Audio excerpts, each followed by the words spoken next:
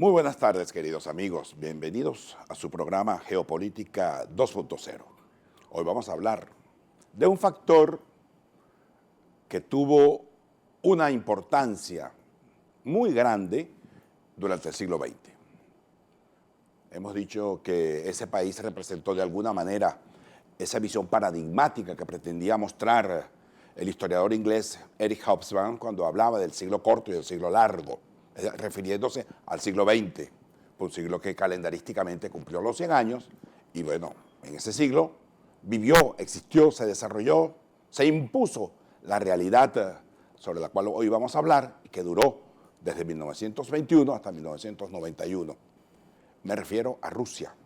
pero bajo el nombre de la Unión Soviética. El caso es, ¿qué es la Unión Soviética o la Unión de Repúblicas Socialistas Soviéticas? Ella no es sino la coronación de ese viejo sueño montado por Carlos Marx y por Federico Engels u otros líderes del movimiento fundado por del movimiento comunista internacional, a través de lo que se llamó la Internacional Comunista. Sin embargo, la historia, diría Hegel, con su astucia, introduce sus elementos y sus variantes, y ella no recorre el camino que supuestamente se había predeterminado, en el sentido que Rusia, que no era un país capitalista altamente desarrollado, fue la primera república, la primera nación, el primer país que comenzó a, digamos, a construir el socialismo. Antonio Gramsci, el gran filósofo y pensador comunista italiano, lo llamó la revolución contra el capital. ¿Por qué? Porque justamente la revolución se produce en un país que no era capitalista, sino que por el contrario era un país muy atrasado. Sin embargo, la Unión Soviética se constituye pues en todo un imperio, pero ojo, sin el zar, sin esa figura monárquica que dominó a ese país durante muchos años, y bueno, se convirtió pues en el gran imperio soviético y que tradujo su filosofía de política exterior bajo un elemento llamado ideología, que no geopolítica, aunque si le quitamos las palabras mutatis mutandis es lo mismo, con la diferencia que la Unión Soviética impulsó su ideología como geopolítica, pero en función no de la idea sobre la cual había transitado Marx y Engels, sino sobre la idea de la construcción de un imperio al servicio del interés nacional ruso que buscaba justamente la extensión del poderío bajo el traje, bajo la vestimenta de que eran los representantes del internacionalismo proletario. En fin de cuentas, la Unión Soviética es y fue el gran proyecto de Lenin, porque él fue quien ideó, luego de un conjunto de grandes discusiones, reconstruyó el viejo imperio ruso, el viejo imperio zarista, que fue víctima de los avatares pues, de su destrucción, al igual que el imperio otomano, léase el imperio turco, el germánico o el imperio austrohúngaro, los grandes 4 imperios que fueron borrados del mapa de la historia en el año 1918. El caso es que la Unión Soviética es el resultado de los restos del viejo imperio zarista, lo cual mostró un apego a mantener las viejas repúblicas o los viejos países, las viejas naciones que estaban insertas en el proyecto del gobierno del imperio zarista. Está el caso de Ucrania, que Lenin al principio de la revolución había dicho, por ejemplo, que la necesidad de imponer la política de la autodeterminación de las naciones. Bueno, una vez en el poder, Lenin cambia radicalmente esa política y habla de que si ellos pierden a Ucrania, pierden la cabeza. Cuestión que, por cierto, ni Lenin, ni Stalin, ni el resto de los herederos de ese poder, la Unión Soviética, llegaron a contradecir el espíritu de esa frase, de esa metáfora que hiciera Lenin en el año 1918. La Unión Soviética comenzó su proceso, comenzó su ese proyecto pues, de Estado, que algunos lo calificaron de un Estado finito, que en cierto modo tenían razón. Rusia, o la Unión Soviética, comenzó un proceso de fortalecimiento al interior de sus fronteras, comenzó negociaciones con los ingleses, fue reconocida por Inglaterra, fue reconocida por los Estados Unidos, quien a espaldas del resto de Europa comenzó a tener negociaciones con los rusos, con Stalin particularmente, porque Lenin había muerto en 1924. Sin embargo, el propio Stalin comenzó a edificar una política exterior bastante agresiva en el sentido pues, de promover el interés nacional de la Unión Soviética. Es por ello que se produce una alianza muy en secreto entre la Unión Soviética y la Alemania de Hitler, que triunfa en 1933. ¿Qué es lo que produce allí? Se produce una alianza tácita, por cuanto ambos dos eran estados proscritos. Alemania fue humillada gracias a la Primera Guerra Mundial y la Unión Soviética, heredera del poderío ruso, no era reconocido por los países occidentales. Las realidades, los hechos históricos son porfiados y bueno, la Unión Soviética se consolidó hasta que incluso el propio Chicherin, el gran canciller, el primer gran canciller, mejor dicho, el segundo gran canciller después de Trotsky, quien era un hombre aristócrata, pero que representaba al Partido Comunista Bolchevique, el partido de Lenin, el partido soviético, cuando conversaba con el primer ministro de Inglaterra, quien era de origen aristocrático, evidentemente, porque representaba un gobierno burgués, le dice a Chicherin, ¿cómo es posible que usted es un hombre aristócrata y representa un gobierno de obreros y campesinos, como era el gobierno de la Unión Soviética, en tanto que yo, le decía a McDonald's, para ese entonces, yo que vengo del viejo liberalismo, del viejo sindicalismo británico, mis padres, hoy represento a un gobierno burgués, a lo que Chicherin muy hábil e inteligentemente, como sutilmente le dijo, brindemos por esto, señor, porque ambos dos somos traidores a nuestras clases sociales. Usted traicionó al capitalismo y yo traicioné usted traicionó a los obreros y yo traicioné a la aristocracia. En todo caso, la Unión Soviética se fortaleció y gracias a los acuerdos con Hitler fue un poco más allá. Hay que aclarar lo siguiente, la Unión Soviética inició unos primeros pasos de expansión, concretamente con China en 1926, procurando la destrucción del imperio chino para construir una gran república. Hay una famosa novela que narra las injerencias soviéticas en China, en la revolución de 1926,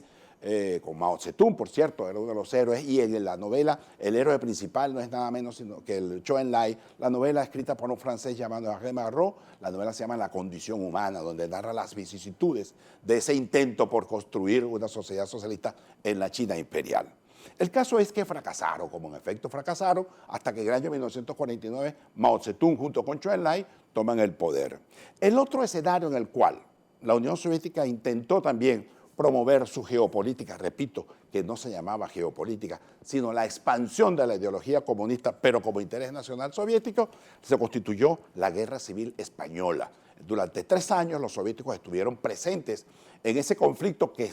sacudió a España, entre la España monárquica y republicana, se atravesaron los comunistas, los socialistas, y se generó pues un levantamiento militar encabezado por Franco, dando a ello pues una guerra civil que se tradujo con 900.000 muertos, que todavía España no ha cerrado esas heridas, a tal punto que el propio Antonio Machado predijo en alguna ocasión que una de las dos Españas ha de helarte el corazón, por cuanto España aún no respiraba el sentimiento de hermanarse definitivamente. Bueno, el caso es que la Unión Soviética se consolidó, vino la guerra que Hitler estableció contra ella, ello le dio pie para que Stalin se reinventara, no solamente en la Unión Soviética, sino que fuera un poco más allá, a tal punto que la valentía del ejército, hasta ese entonces llamado Ejército Rojo, después de 1945 pasó a llamarse el Ejército Soviético, que la visión ideologizada que tenía en ese entonces fue cambiada por la propia realidad y hace pues que la Unión Soviética expandiera, si bien no sus fronteras, pero sí sus esferas de influencia, a tal punto que prácticamente llegó a dominar una buena parte de Europa, que va desde Polonia hasta Bulgaria, incluso tocando la parte de Yugoslavia y Albania. generó al mismo tiempo un conjunto de contratiempos, un conjunto de disensos entre estos, y Stalin fue un individuo que acosó a Tito porque se negaba, al mariscal Tito se negaba a formar parte del coro que pretendía Stalin sobre el movimiento comunista internacional. Igualmente pasa con Mao en 1949, cuando toma el poder, que gracias a la ayuda en buena parte de los soviéticos, sin embargo, no quisieron hipotecar su interés nacional al interés nacional soviético. Igualmente pasa con Vietnam. Eso demostró pues, que el movimiento tal como era previsto o como se veía, se hablaba de que el movimiento comunista internacional encabezado por la URSS era el gran emblema a seguir. Por el contrario, mostró que en su interior había grandes disensos y la Unión Soviética controlaba una parte del movimiento comunista internacional. Sin embargo, ese país, la Unión Soviética, que se consolidó hasta el año 1961, logró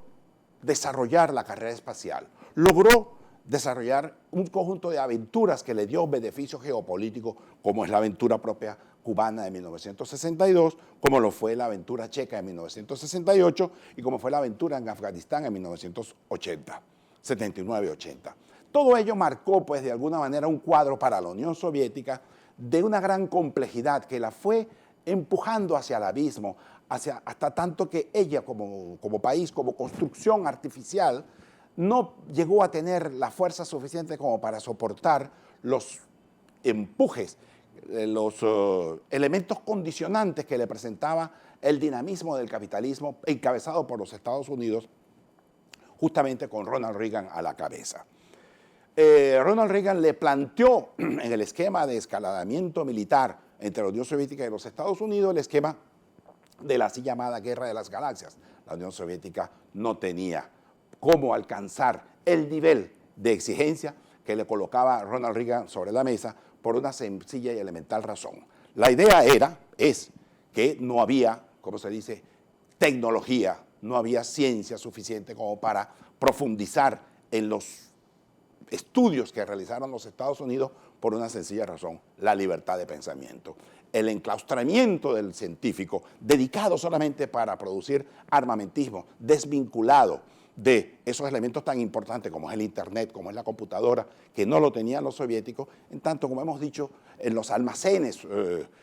soviéticos, en los grandes almacenes, las cajeras funcionaban, eran con ábacos, en tanto que en Estados Unidos funcionaban con computadoras. Eso hace, pues, eso te vislumbra, te presenta un cuadro dramático y desolador para un país que supuestamente había alcanzado un espacio, un puesto de relevancia en la carrera por el espacio y que había avanzado en materia nuclear. Sin embargo,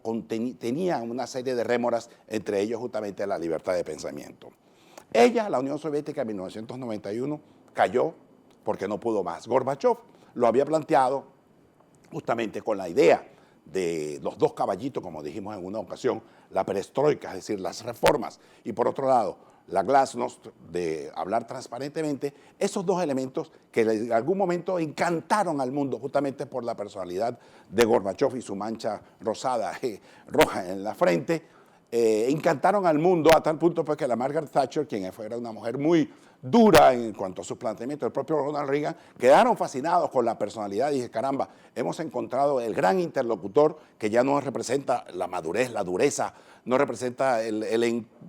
la actitud de encono en contra del capitalismo, sino que por el contrario estaba mostrando una dentadura muy frágil, muy elegante, muy sonriente, con el cual evidentemente ellos decían se podía discutir. Las contradicciones en el seno de la Unión Soviética se pusieron a flor de piel, se pusieron allá a la disposición de todo el mundo y por supuesto hubo sectores que se oponían al manejo de la política exterior tan idealista que estaba presentando Gorbachev. Y bueno, se produce un golpe de Estado, comenzó el momento del declive de la Unión Soviética, porque si en el interior de la propia Unión Soviética, en el interior del Partido Comunista Soviético, en el interior de las Fuerzas Armadas soviéticas, existían esos grandes disensos, no se encontró una solución sino salir de Gorbachev para que llegara al poder el hombre que prácticamente lo sustituye, el hombre Boris Yeltsin, quien fue más allá incluso de lo que había planteado Boris Yeltsin, Gorbachev, procurando y convirtiendo a la antigua Unión Soviética, ya hoy en día en una Rusia desmembrada, divorciada de Ucrania, de Bielorrusia, de Georgia, de Letonia, etcétera, etcétera, de Azerbaiyán, en un país blando, fácil de manejar por parte de los gobernantes occidentales, por cuanto Rusia estaba mostrando justamente una tendencia a una occidentalización. Cuestión que obviamente eso no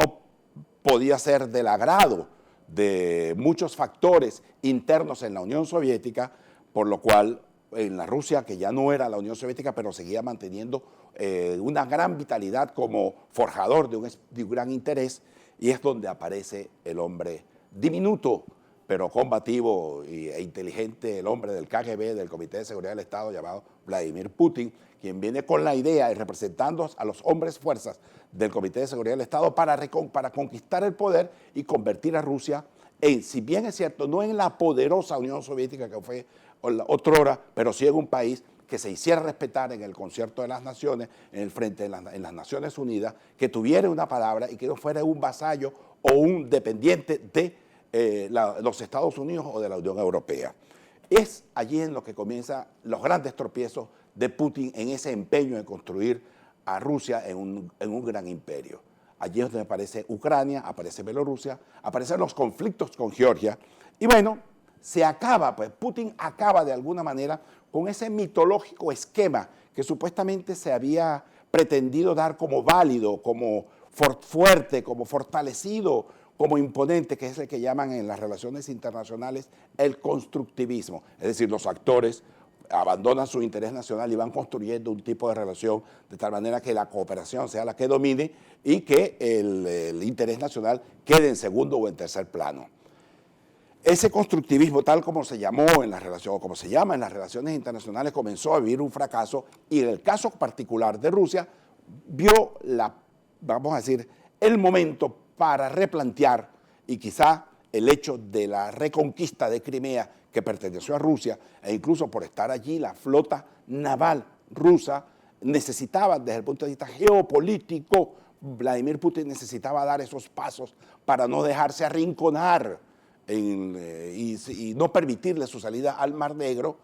o al Mar Mediterráneo a través justamente de los puertos de ahí de Crimea. Ello dio pie pues, para que se produjera, como en efecto se está produciendo, grandes combates. Todavía hay una incertidumbre en la manera de cómo se acepta o no se acepta que Rusia sea definitivamente la titular de la península de Crimea. Sin embargo, la situación, las relaciones internacionales se están mostrando tal como son desde el punto de vista del realismo y no desde el punto de vista de lo que uno quisiera que fueren. Uno quisiera que fuera otra realidad, pero la realidad te impone que no es así. En este caso concreto, los Estados Unidos, en palabras de Henry Kissinger, han equivocado la manera para tratar el tema con Rusia, porque Rusia, que fue la gran Unión Soviética, hoy en día ejerce una natural esfera de influencia en esa zona, por la cual ella debe ser respetada, según palabras de Henry Kissinger, y que obviamente nadie hasta ahora ha querido comprender que los países, independientemente del momento fraternal que puedan vivir, no abandonan su interés nacional. Solo aquellos que creen o que desperdician la oportunidad de hacer valer su condición de país autónomo e independiente, como es el caso de otros aquí en América Latina, particularmente en Venezuela, no quieren creer que el interés nacional está por encima de cualquier consideración. En tal sentido, queridos amigos, la Unión Soviética fue una realidad muy importante, pero se acabó. Fue un experimento, como dijeron en los años 20, un experimento finito. Bueno, queridos amigos, muchas gracias y hasta una próxima Geopolítica 2.0.